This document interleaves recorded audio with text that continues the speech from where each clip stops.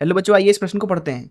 एक ठोस गोले के बाहर स्थित बिंदु P पर गुरुत्व विभव V बराबर ऋण जी एम भागे एक्स है, जहां G जो है वो है गुरुत्वाकर्षण स्थिरांक और M जो है वह है गोले का द्रव्यमान।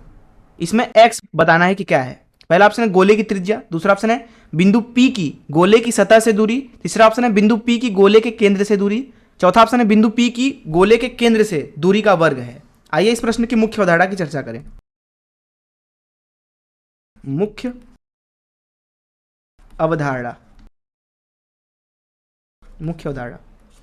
देखिए, मान लीजिए कि हमारे पास में एक गोला है कुछ इस तरीके से, इसका द्रव्यमान मान लीजिए m है और इसका त्रिज्या r है। अब इसके केंद्र से मान लीजिए कि यहां पे कुछ r दूरी पर बाहर एक बिंदु है, ये बिंदु बाहर है मान लीजिए r दूरी पे। तो दरअसल जो ये तंत्र है ये बिल्कुल कुछ इस तरीके से व्यवहार करता है।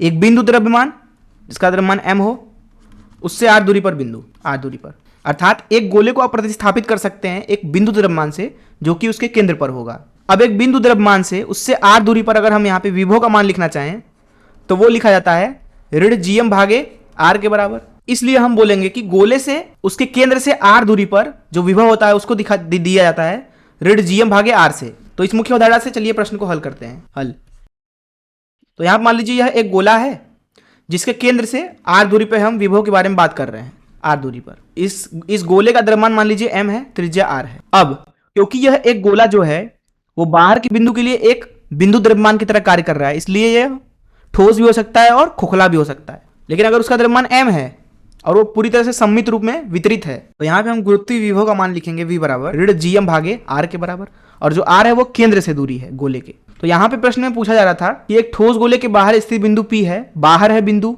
उसके लिए गुरुत्व विभव अगर v बराबर ऋण gm भागे x है तो x क्या है, तो x यहाँ पे होगा r के बराबर, अर्थात गोले के केंद्र से दूरी होगी। तो यहाँ पे इस प्रश्न का उत्तर जो हो जाएगा वो हो जाएगा C, अर्थात बिंदु जो P है गोले के बाहर उसकी गोले के केंद्र से दूरी। मैं आशा करता हूं कि आपको इस प्रश्न का हल जरूर समझ आया होगा। धन्यवाद।